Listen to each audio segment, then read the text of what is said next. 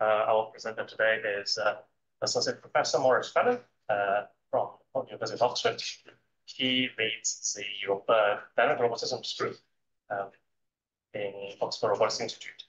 That focuses on the perception, mapping, and the navigation of animal robots, such as quadrupeds, handheld devices, and drones. He was my supervisor when I was doing my PhD there. Originally from Ireland, he did his PhD at Cambridge, after which he joined John Leonard's marine robotics group. As postdoc, between 2012 and 2015, he was the reception lead of the MIT's team at the DARPA Robotics Challenge, working on the post-dynamics atlas. He joined Oxford in 2017, and he has been the PI of several major UK and European collaboration projects. It's 7 a.m. there in the UK. Let's give him a warm welcome for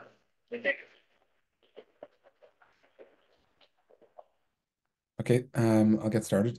Thanks you do in particular for the invitation, and it was great to have you in my group for 3 to 4 years, and up until I think it was 2022, and it's a nice opportunity to speak to ACFR. As many of you will know, there are strong historical links between Oxford and Sydney, going back particularly in the topic that I'll talk about today, which is mapping and reconstruction, to Hugh Derwent-White and Paul Newman as well.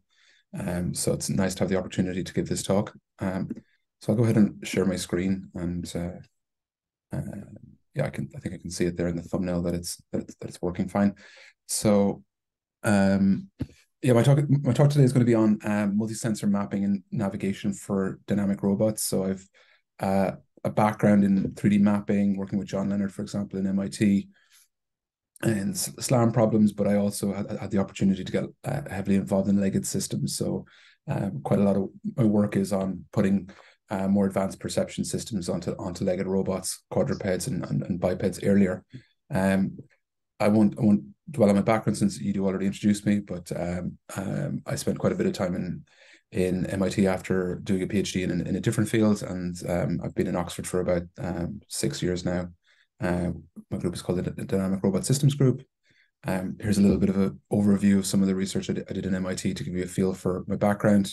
Marine-based navigation with sonar sensors, body-mounted 3D mapping, which I've done a lot more with recently, and developed the state estimation algorithms that were part of the Atlas robot and the DARPA Robotics Challenge. And I mean, this Atlas robot was actually the specific hydraulic technology behind the Atlas robot was retired yesterday, and I think most people will have seen this very impressive video of their electric version of the robot that was released. It was quite interesting. And summary of my group's current research is topics like visual and lidar inertial odometry, multi-sensor SLAM, localization. I'll have some work on lidar-based nerve reconstruction that I'll talk about, and doing quite a bit of work on natural environment exploration with quadruped robots. This is a recent group photograph, and this is a group photograph from 2 years ago. Just linking it back in. So I'll talk a little bit about what work we started with to develop multi-sensor fusion for quadruped robots, specifically focusing on the animal robot, within the context of the DARPA Subterranean Challenge, which was an exploration challenge for four-legged robots, or well, not four-legged robots, for mobile robots in underground environments.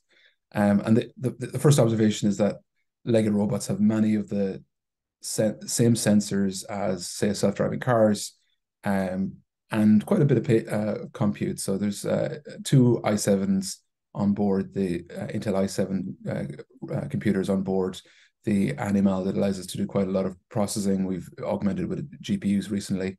So we're motivated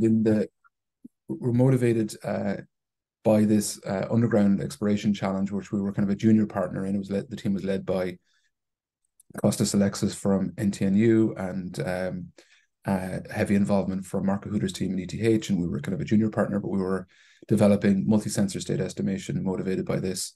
Ultimately, the team ended up winning the challenge, narrowly beating your your colleagues from up the road in Queensland in CSIRO. So the challenge had difficult test environments, as you can see here, where the robot is exploring up uneven terrain in very cramped environments, where one single sensor modality isn't sufficient. So to be competitive in the challenge, you needed to build very accurate maps. So leg odometry by itself isn't sufficient, and I'll explain that here. So leg odometry is a process of incorporating joint measurements of the robot incrementally. So you can see here on the left-hand side that when a foot is in contact with the world, we declare it to be, or detect it to be in contact, and assume that the relative motion of the body relative to joint encoding informs us about the velocity of the robot. But in realistic scenarios, that isn't a very good measurement. It's biased due to a variety of factors that are difficult to fully model. You can model them to a degree. You can tune it towards nice flat concrete environments, but in muddy environments, in soft terrain, even scenarios like flex in the robot's joints, so they actually bending, mean that there's sort of inherent parasitic odometry drift. So this is an illustration of height drift by walking a robot across the gravel that you can see there. So in the frame of the challenge, we developed fusion with vision. Here you can see a relatively standard VIO pipeline with IMU constraints of pre-integration of the sensing signals from, for example, this RealSense IMU, RealSense VIO camera, incorporating that with visual feature constraints. That would correspond to the upper part of this factor graph, and then adding to that constraints from the joint sensing. So the first component here, or sorry, the second component here is contributions of velocity. So those are relative motion constraints effectively from the assumption of zero contact points, or zero velocity contact points by the feet. And we augment that with what we call a slack variable, which estimates the bias of the robot. So in soft terrain, the robot state estimate would typically drift upwards because its feet would drift down, it would sink into the ground. So this is a component that we were able to add that would allow us to effectively allow the vision to overrule in scenarios where there was significant bias in the leg odometry. So here's an illustration of an earlier version of the Animal robot, the first commercially available version. Visual point features being tracked. KLT with a KLT tracker is kind of a standard enough windowed smoothing factor graph for stereo visual odometry, but we're incorporating within that the leg kinematics for a consistent motion estimate. And then in the underground environment, accuracy of the reconstruction of the maps can be best improved by incorporating lidar. So we wanted to have a joint fusion of vision, lidar, and inertial. Here we're putting aside for a second the leg odometry. Typical approaches to solve this problem independently solve visual inertial or lidar inertial odometry. And what we wanted to propose was a unified approach, a jointly coupled, tightly coupled approach. Here's an example of some of the works in this space which loosely couple together different odometry sources. These were mostly developed for the DARPA Sub-T challenge. And typically where it says health evaluation or health monitoring, what they mean is they're checking the state of the laser scan, and if the laser scan is dominated by a long corridor, for example, then you fall back to visual odometry. Or if your visual odometry is suffering because it's a very dark environment, then you drop back to maybe a wheel odometry or a leg odometry. We wanted to develop an approach that was sort of more holistic by fusing together, for example, in that long corridor environment, planar patches on the walls with visual features you might see directly underneath you. So as not to have this sensor modality dropout, and that you could more gently switch between modalities. So it's enabled by a few things. So the visual feature tracking that I mentioned before, fast features being tracked with KLT trackers over time. There's a little bit of you can just about make out green lines. We designed our hardware so that the camera system and the lidar overlap. So you can see here visual features and the depth can be associated to the lidar scanner. And we also work with a segment or a feature-based laser odometry approach, where from a point cloud scan we could extract edges or planar patches and then associate them over time. And that's more amenable to integration with the visual feature tracking than simply whole point cloud odometry. A couple of key technical challenges are that if your lidar and your camera systems are not perfectly synchronized, your lidar is a continuously scanning sensor that's rotating and sending laser beams in all directions. There's no particular timestamp that's to be associated with the lidar. So one thing that you could do is to add nodes to the factor graph. These are the X0, X1, X2, X3, and the X1 minus and X2 minus. The bottom row could be a set of nodes that would correspond to the visual features. So these are constraints to the visual corners that we saw previously. And you could create another set of pose nodes that corresponded to the position of the robot corresponding to the lidar. So these are the constraints to do with lidar, the planar patch and the line that I mentioned previously. This would greatly complicate your factor graph. So instead, what we do is we motion correct the lidar scan with the IMU pre-integration and transform it to be a laser scan that was taken at the same pose instance as the camera images, so that we can then create a factor graph where we're reusing effectively the poses of the camera images of the robot for the camera images to form the constraints of the laser odometry. So you can see that these two factor graphs might represent the same information, but the one on the right is much more straightforward to build and maintain. And then we solve the problem as a least squares optimization using the ISAM2 library from GTSAM. Those are the different error residuals, and as I mentioned, we use GTSAM for that. Here's an illustration of some of that work in kind of test preparation environments. This is data that from our collaborators in ETH in the RSL lab, and this is illustrating a combination of different features. So you can see green planes corresponding to planar features. You can see visual features augmented with lidar depth, and we had a ground truth model from a tripod-based laser scan. So despite the fact that the robot was walking down very narrow corridors and it's very poorly lit, the robot had onboarded its own source of lighting so that the camera images were properly illuminated. And you can still see a very accurate estimate of the trajectory relative to the ground truth.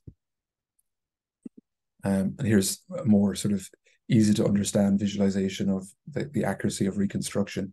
Hopefully that's coming through okay on the Zoom call, but maybe I'll pause it just to give a certain static viewpoint. So typically for things like footstep planning and decision making, the robot's mostly concerned with a terrain map that's built with depth cameras around the robot directly. So the accuracy of the building of that is of utmost importance for footstep planning or reactive control. But you can see the environment map of a fence in the background here is accurately reconstructed. And in this particular video, it's in closed loop with a controller from my collaborator here in Oxford, Yanis Savutis, called Orlock. Okay, so moving on to different topics. Firstly, just to demonstrate that the same algorithms could work in a handheld form factor, and we do a lot of work separately from robots in mapping forests, backpack mounted now. So here you can see the same feature-based tracking of visual features and planar patches, mapping an Oxford college, a new college, as part of a data set that we created, or EDU actually was a major contributor to the data set. And we've incorporated within a small modular payload that you can see here that combines 3 cameras and the laser for ease of transferability between platforms. that system itself is still an odometry system, still no large-scale mapping. We augment that with a second factor graph that is entirely a pose graph that sits in a much longer timeline that collates the history of the robot's traversals, and you can use that to build up large-scale maps. And we've been doing quite a bit of work to use this as a basis for environmental monitoring and for facility monitoring, for industrial monitoring. And you can see here the reconstruction being slightly deformed when loop closures, the green flashes that you can see here are occurring. I just wanted to mention in passing, a lot of our work to develop SLAM created some high quality data sets. One of them is the Neurocollege data set that I mentioned previously. Another one that we put a lot of work into is the Hilti SLAM challenge, which was of particular interest because it achieves millimeter accuracy by quite a rigorous two-step process of data collection. And it has an interesting combination of construction sites and a special theatre building in Oxford called the Sheldonian Theatre. And it just gives you an illustration of the data collection process. Here you can see a ZNF imager tripod-based laser scanner being moved around the entire facility over the course of 4 days.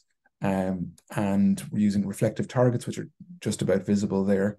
So this is a top-end survey-grade lidar. And then in data collection with the sensor suite, you'll notice a stake here that's placed on crosshairs in the ground that allows us to be able to infer millimeter position estimates of the millimeter accurate position estimates of the device at static locations throughout the facility. And I kind of encourage you to look at the different challenges that Hilti have run. We're not involved in running the latest one, but we've had them run previous ones. So here's an example of taking these highly accurate or these handheld laser scans and using them to build large-scale maps over multiple iterations. You can see here multi-session mapping, in which there are multiple green lines that are in about the same place that in this case were taken over the course of a day, separate mapping sorties by the handheld device being carried around, and they've been fused together into a large-scale multi-session map that combines together all of the sequences and all of the data as indicated by the red lines. Those are linking lines that indicate or that link together different place recognitions between different missions. So here you can see a factor graph representation of that, where each of the horizontal lines corresponds to a single SLAM mission, and the vertical lines that link between them correspond to loop closures between missions. Pivoting away a little bit from multi-session SLAM and mapping towards more perception tasks, typically aided by the work that we've done there previously. The first one I'll talk about is natural environment exploration with the Animal robot. The DARPA Subterranean Challenge was a key demonstrator of legged robotic technology. The Animal robot was the best performing robot, but the Boston Dynamics spot came in second, third, and fourth place, for example. So it demonstrated that legged systems could be reliable, they could be used in unstructured environments. But while this terrain would be very difficult for a wheeled robot to negotiate, it's relatively straightforward for modern learning-based or even model-based locomotion algorithms to traverse. The key ingredient being that terrain map that I talked about. And I would say this environment is kind of shrink-wrapped in the sense that there's no natural growth, there's no movable objects, there aren't wires or things like that. In a natural environment, this is the terrain map that you're more likely to be hit with. So this is using the outward-facing depth cameras on the robot's chassis to reconstruct the vicinity of the robot. So this image from our collaborators in ETH shows that while the foliage or the growth of these weeds around the robot can be easily traversed. The robot's pretty chunky and can make its way through this kind of growth.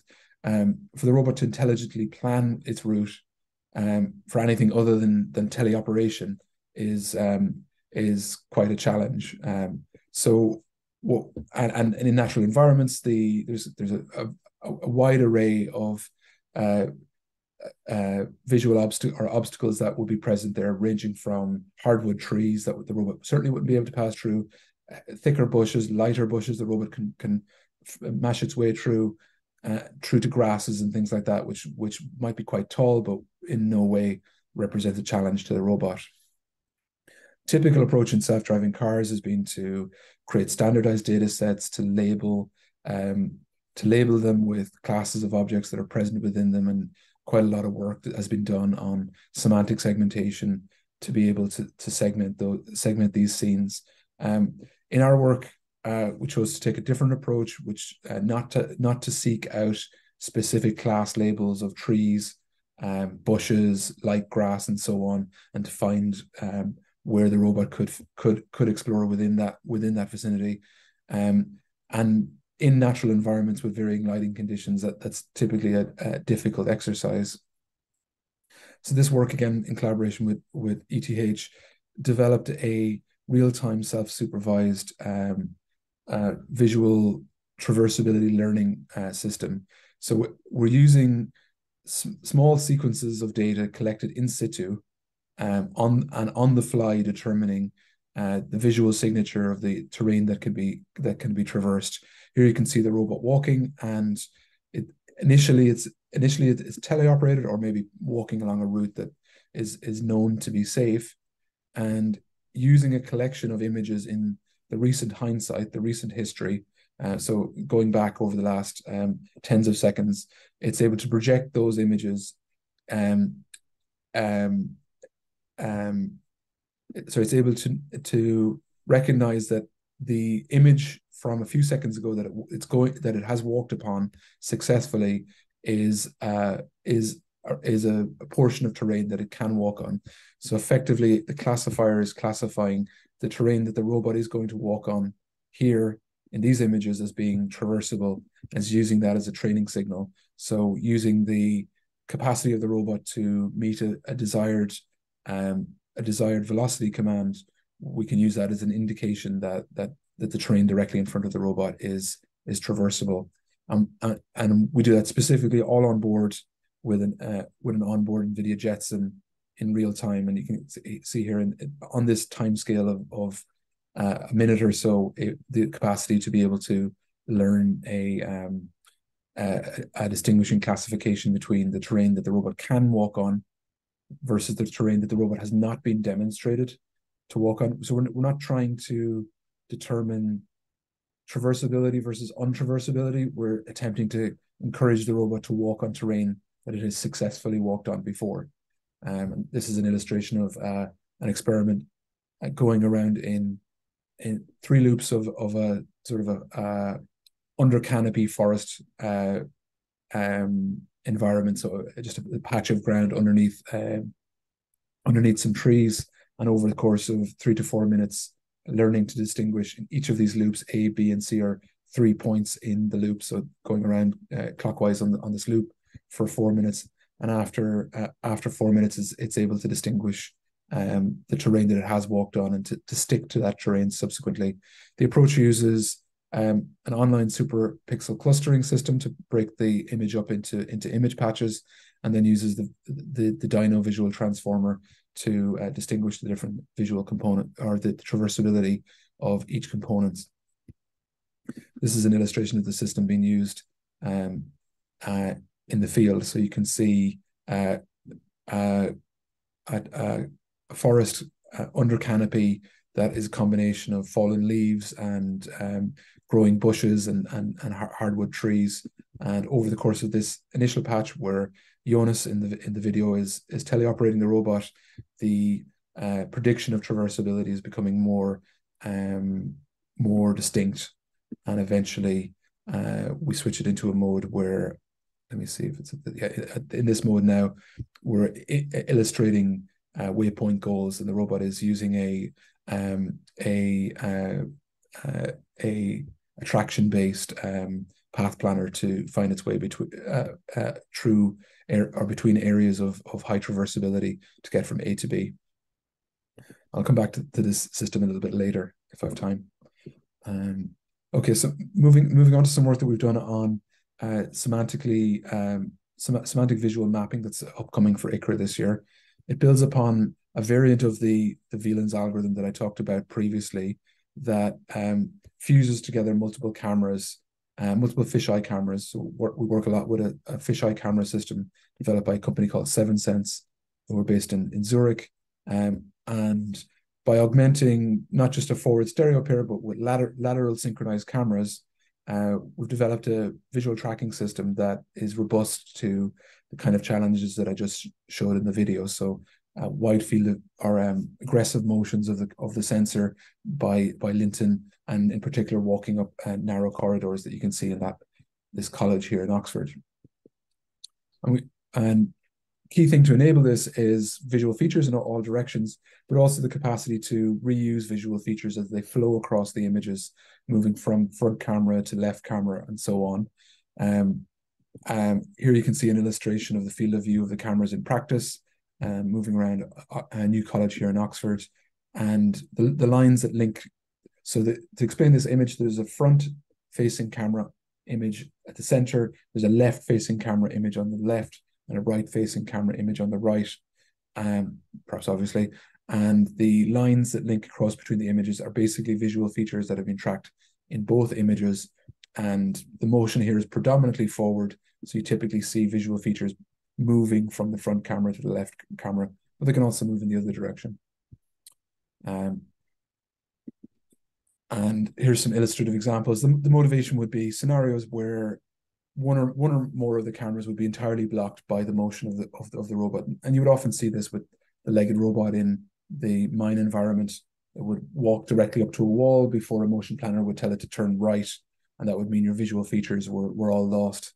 And the motivation here was to be able to maintain consistent visual feature tracking. In this case, it's the owner's only sensor modality, but that's the same snippet as I showed before, but you can see that the visual feature tracking is stable in the top left, and over the course of this experiment, tracking is maintained. Here's the staircase example, and you can see certain periods, different cameras are featureless. The key challenge here is that we must intelligently choose which visual features to insert into the factor graph optimization, as there's kind of a quantitative limit, or a computation limit on the number that we can track in the factor graph. We can track them visually over time, but we don't use them. We don't use all of the visual features in the factor graph optimization. So we select from the set of visual features to spread them across the camera images, and also to select the features that are most informative about the motion tracking. So that was a multi-camera visual odometry system that reliable for narrow corridors and for general use in indoor environments. And I just wanted to, in the last section of the talk a little bit about extending this with open set semantic classification from large language models. So we've all become quite familiar with the explosion of work in large language models, and here we're working with visual large language models that have the capacity to take an image, as shown on the left-hand side, and to create a higher level open class semantic segmentation of it, so as to be able to return probability or a measure of confidence about a description about what is in this image. So, for example, given a set of room labels, or even more broad descriptive words about the environment, it's able to give a high level distinction without specifically being trained for the task of mobile robot navigation. So what we're doing in this work is to, these are the data sets that we're working on to give you an idea about. So natural exploration these are simulated data sets from a team in Luca Carlone's group in MIT, but our own data sets of hand carrying the same sensor payload around office environments and home environments. And the approach effectively builds a factor graph-based semantic segmentation on a room level.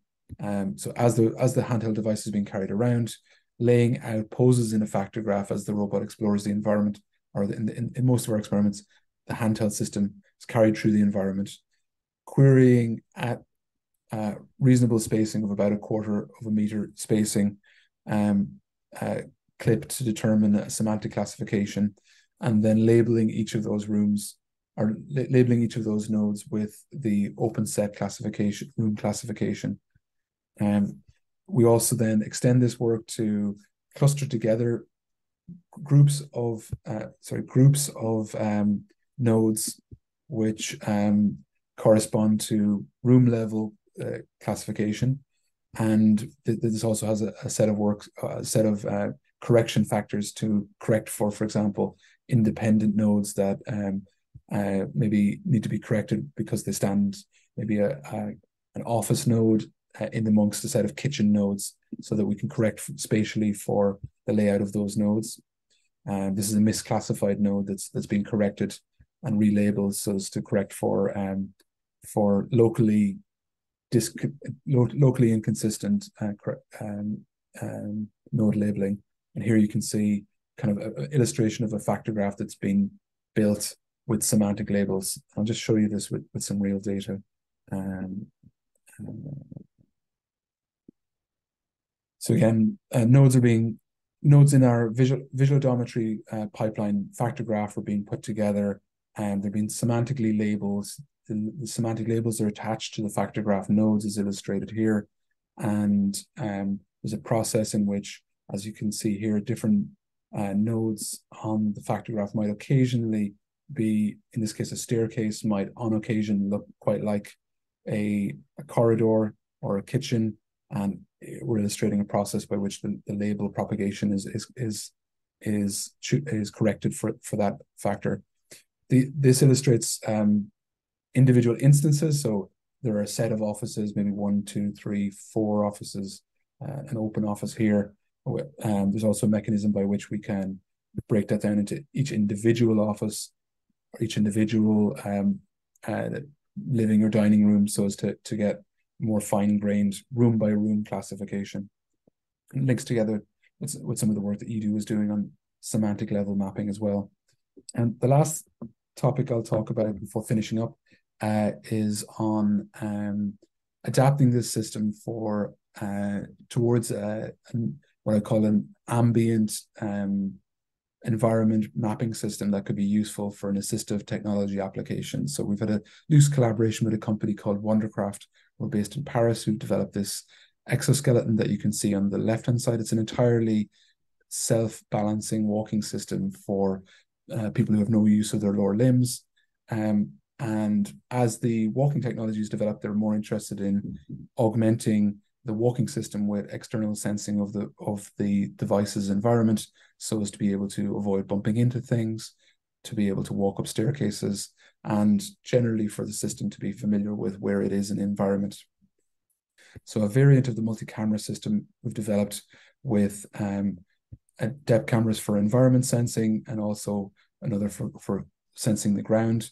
We've developed our work entirely independent of the walking exoskeleton that you can see on the left-hand side, so that it can be used for testing by a person, but it also, by having all of the sensing based off of vision, allows us to avoid the need to use joint sensing from the robot, which is quite problematic. Large legged systems, particularly humanoids, suffer from the problem of bending or elasticity in joints because of the sheer mass of the platform. So having an external, entirely independent sensing system that doesn't use the joint sensing is attractive. This is just an illustration of the challenge of leg-mounted mapping systems. It's leg-mounted because it has to be eventually would have to be rigidly attached to the knee of the robot, for example. So you can see, I'll just try and pause this video at a certain point. You can see here on the leg, and illustrated here as well, the multi-camera system. And obviously on the left-hand side, you see the camera images that have been taken from this particular sequence. And it's actually quite jarring to watch these videos in real time, because the degree of oscillation that you have is quite difficult to watch. So the cameras are continually oscillating upwards and downwards, and that puts quite a strain on visual tracking systems, and it necessitates the use of these wide field of view cameras that we saw about, that I've talked about, while narrow field of view cameras tend to really suffer from visual feature tracking being continuously broken by the walking motion that swings the cameras up and down. So here's an illustrative video. Hopefully some of it comes through to give you an idea about the jerky motion. If what you see in the bottom left is just blurred camera images bouncing up and down, well, that is a pretty good representation of what actually the sensor data is. So here the multi-camera system is attached to the right leg of the researcher in our team, and this is to illustrate some early testing on the suitability of visual odometry. So it's walking around in a continuous loop in our environment. It indicates some sort of parasitic odometry drift that we corrected later, but it gives you an illustration of the challenge of odometry. This is just open corridor odometry, but then going up staircases, you add to that challenge with the same issues that I talked about previously about feature tracking loss. So just give you an illustration about how we've combined the visual odometry system with the the semantic place recognition system, and also added a layer of terrain mapping, which is obviously key for a legged system to do sort of mission level planning.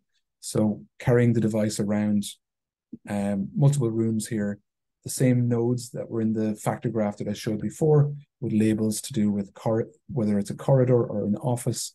And around that now you can see terrain map representation from the depth camera that's scanning the ground as the robot or as the sensing device is being moved around. Here you can see an illustration of a full map of 2 floors of our office building. So you can see staircase here on the right hand side, and you can see I'll just try to maybe get it a slightly better point. So this is it's a two floor building, so it's a little bit difficult to separate things. So you can see a staircase here, the blue terrain that's flat blue, that corresponds to flat surfaces. The red corresponds to wall or terrain obstacles. It tends to be an incomplete map because the robot doesn't have, or the depth camera is only predominantly facing downwards, but that's sufficient for the system to be able to identify where the walkable terrain is rather than the walls, for example. And here you can see the same, another example where we have semantically labeled the full building elevation map with different class labels. Okay. In the interest of time, I think I'll probably stop at that point. I have some logistics to get to work after this. So I have a number of other topics I was going to talk about, but I'll skip over those and just finish with a quick snippet on some NERF-based mapping work that we've been doing. So here's some NERF reconstruction work that many of you will be familiar with. It exploded into the scene in about 2 to 3 years ago, creating photorealistic reconstructions by learning MLPs for different view rays, so different rays of rendered images could be created highly realistic reconstructions by learning an MLP multi-layer perceptron that encodes the view volume of objects, typically with an object-centric approach. With a robotics context, we have the capacity to move away from a single camera moving around the scene in an object-centric manner, and instead With our mapping payload that I mentioned previously, we have 3 cameras looking in different directions, synchronized images and LiDAR. And we've also done work on LiDAR camera calibration. So here you can see an illustration of LiDAR points being projected on top of the camera image. And that gives us a capacity to move from this sort of object-centric NERF representations to more scene mapping. And in addition, by having this LiDAR, we have very accurate depth estimates. In particular, that's most useful in areas where there's little texture. So on the left-hand side, you can see synthetic image rendered from a neural radiance field map. But in areas on the ground here, where it was the gravel of the road and maybe the middle of the grassy patch, a dominant method called Nerfacto, an open source method that we've built upon, has very poor depth reconstruction in these poorly textured environments. Its cost function is effectively optimizing for visual reconstruction, not so much for 3D reconstruction. And in particular, it struggles in these environments. So augmenting this information, the camera-based information with the LiDAR information, so accurate depth measurements, and also being able to get a very good estimate of the normals of those LiDAR points by doing normal estimation on the LiDAR scans, we can improve the accuracy of NERF reconstructions, and we kind of work towards making this a system that's suitable for full reconstruction by handheld devices that are simply carried through an environment rather than constantly pointing and orientating at the object of interest. So moving away from object-centric reconstruction. Here's an example of just simply carrying a sensor payload across the middle of a college here in Oxford. And this is enough reconstruction of a camera that's pointing sideways while the device was moving forwards. While with just the forward-facing camera, you wouldn't be able to reconstruct. And here's some example NERF reconstructions. The top is a visual only NERF reconstruction, and the bottom one is a NERF reconstruction where we have access to the LiDAR, and typically you see greater photo consistency, less blurring, particularly around the boundaries of the object of this large building. This data was collected on a drone flying around a emergency response training facility. It's a sort of intentionally collapsed building, and this is a visual reconstruction of some of the buildings around the Oxford Robotics Institute. So at that point, I'm gonna finish up, and I'm happy to take any questions that anybody in the audience has. And thank you very much for your time.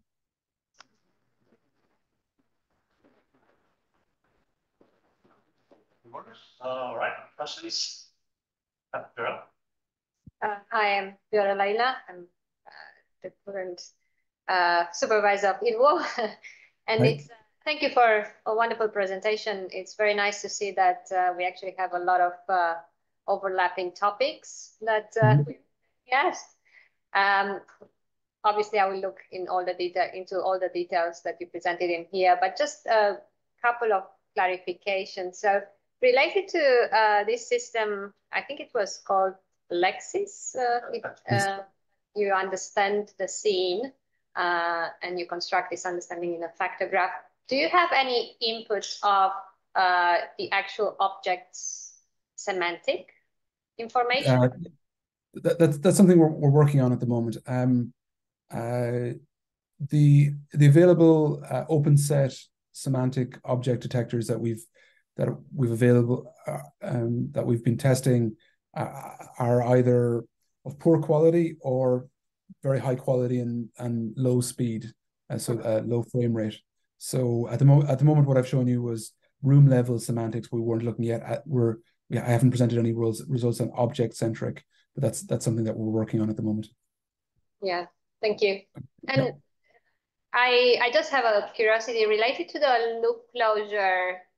I think in the previous systems in the early systems that you showed in your presentation, there was at some point a factograph on the bottom left corner, some edges between factors. So maybe, I don't know exactly the number of the slide, but maybe around 10 something. Okay. It's about the loop closure. Something here? Yes. Yes. Yes. So Yeah, I didn't have the time to speak about like loop closure detection, but yeah. So between missions, we typically use geometric loop closures, but across missions, from time to time, you need to solve place recognition. So we have some published work on object level place recognition, so segmenting a lidar scan into object type point clusters, associating those between different point cloud scans, and then doing fine grain registration on that. That's a system called Instalock. But I didn't talk in detail about place recognition in this work, or I chose to leave it out. Yeah, it's just that factor, that intra-mission loop closure factor, it's somehow on the chain, it's in between factors. So it's a factor that connects factors. So I was curious about what's the actual function. It connects nodes. So the other one? The other one? So this is intended to connect nodes, so that with one mission, if you think about the top half, we have a series of odometry factors from mission one, and sorry, I think you're actually pointing out this, aren't you? Exactly. I think that's a typo. Yeah, I realize it should be linking nodes to nodes. Sorry, that's a typo, or that's an error. Thank you for pointing that out. Okay, thank you. I'm sorry. I think we've used this in a couple of papers. So thank you very much for pointing it out. Yeah, I kind of leave those spectrographs every day. So yeah, sorry, it's pretty obvious now that I see it. But when you've created it, you sort of don't look at it again, with the same way. Right. Do you have more questions? Michael? Well, thanks, Maurice, for the great talk.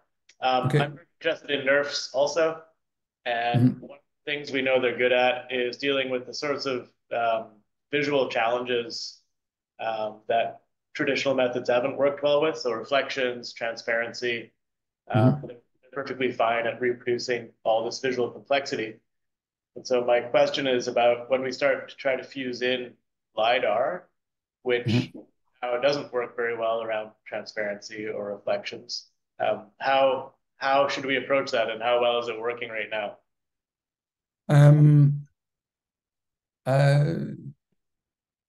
It is challenging to work with both modalities together, because fine-grained small object reconstruction with nerfs exceeds anything that would come from a lidar-only system, whether a traditional lidar system or what we talked about. It puts pretty extreme requirements on the calibration of the camera lidar overlay, which means that as you approach the boundaries of let's say planar regions where the lidar is most helpful, and when you have lidar points that are at the edges, one needs to accommodate that with some uncertainty information. So we've been working to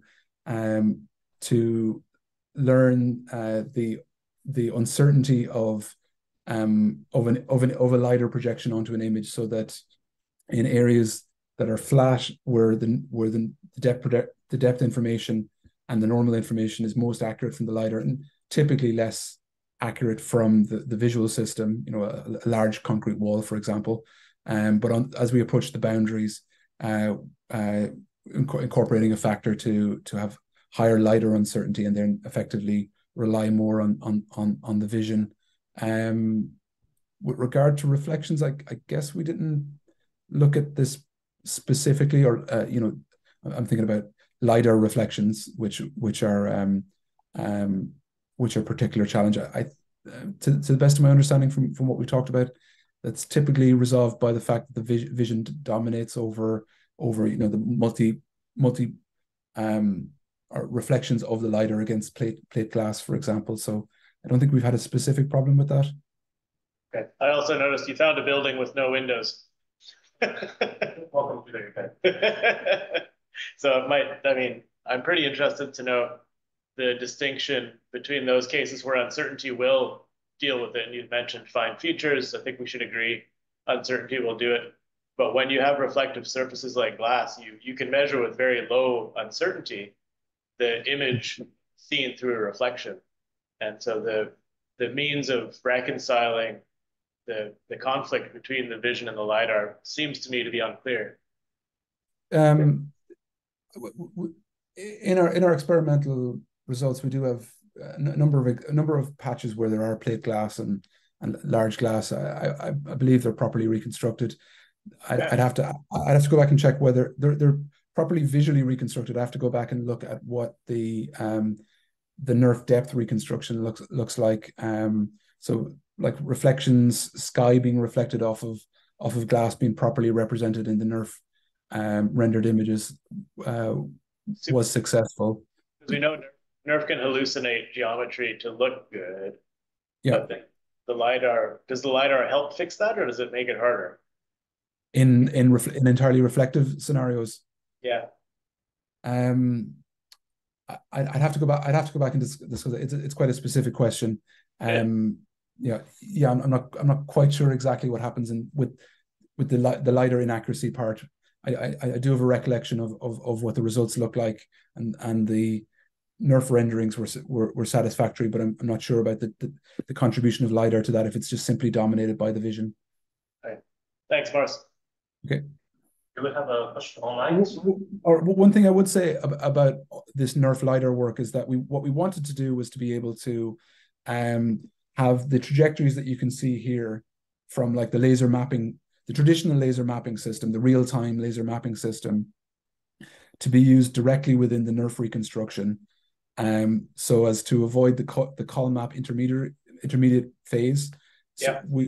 We really struggled to achieve sufficiently high accuracy for the lidar mapping system to not require there to be a need to use, say, col map to do bundle adjustment on the images. So there's a really the lidar accuracy, you might say, is 1 centimeter here, but you're optimizing a minimization function that focuses on lidar accuracy rather than photometric consistency, which is what say col map optimizes for, and also NERF. So there, we've done a lot of work with bringing lidar into it, but I would still say that it's not necessarily the holistic system that I would have hoped for. Have you considered those flavors of NERF that will refine poses?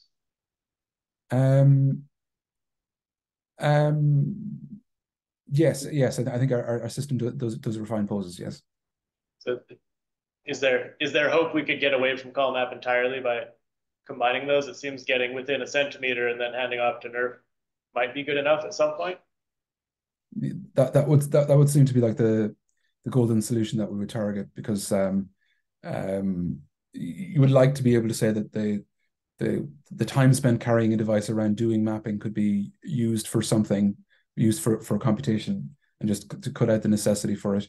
In particular, we've done some work on forest mapping, for example. I didn't really talk about it, and in environments like that, then the col map pipeline fails entirely, but you have this laser map that looks perfectly accurate. Yep. Okay. Thank you. All right. One more question. Yeah. Hey, Maurice. Nice to see you again. Quick question, and it maybe relates to that last comment. Is a lot of the scenes that you're showing are static. How have you done anything with scenes where there's a large number of objects that are moving? Or I imagine in the example you gave where the robot's moving through the bush or the forestry application, things are actually in motion.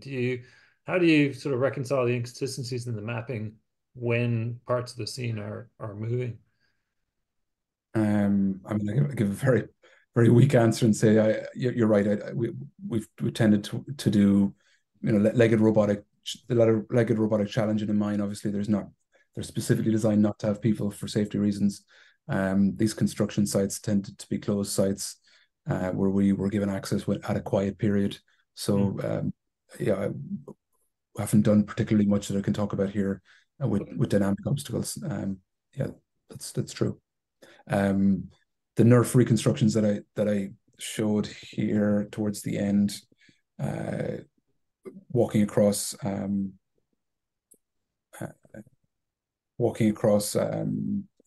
a street in Oxford, there are moving vehicles and buses, but which do actually affect the reconstruction. I think that somewhere here there's a bus that's messing up the reconstruction.